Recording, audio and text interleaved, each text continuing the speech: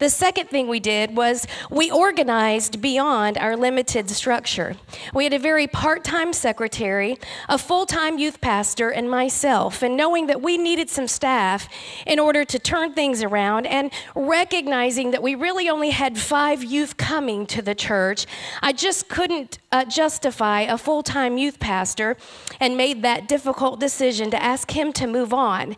His salary was then divided into 3 parts, and we hired a visitation pastor, a couple from the church to work with the youth, and a part-time, highly skilled worship pastor.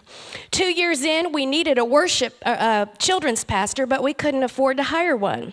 So we started an after-school program, and we hired someone to do our children's ministry part-time and our after-school ministry part-time. And the revenue from that after-school ministry made it possible for us to pay a full-time salary.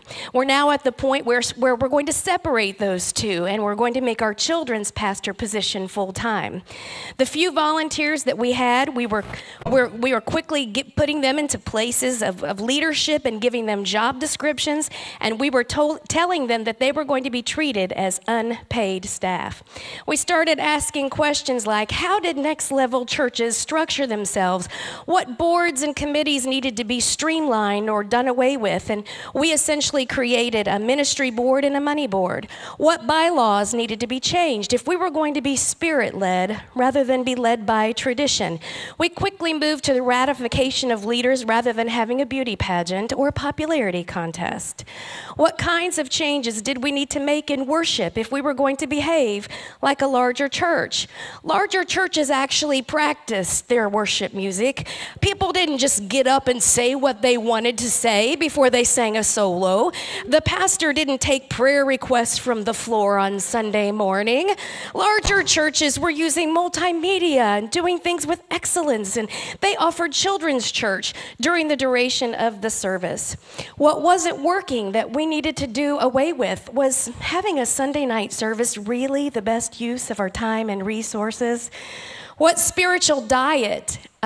Okay, I skipped one. How did larger churches handle children's ministry? Larger churches did background checks for their volunteers. They had a secure check-in, check-out procedure.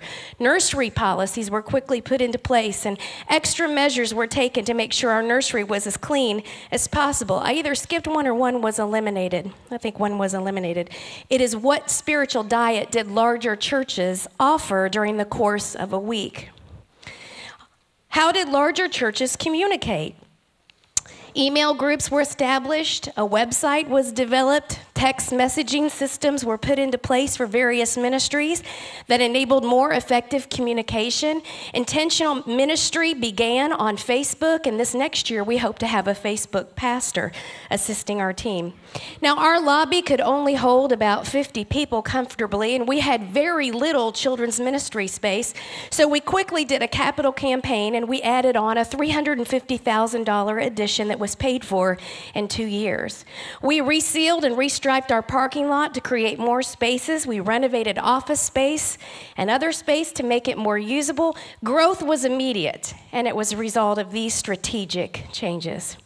As the church grew, we hired my husband, who focuses on coaching our leaders and helping our church strategically connect to our community. In January, we welcomed a full-time youth pastor. This past spring, we were at capacity in the sanctuary, and we went to 2 services.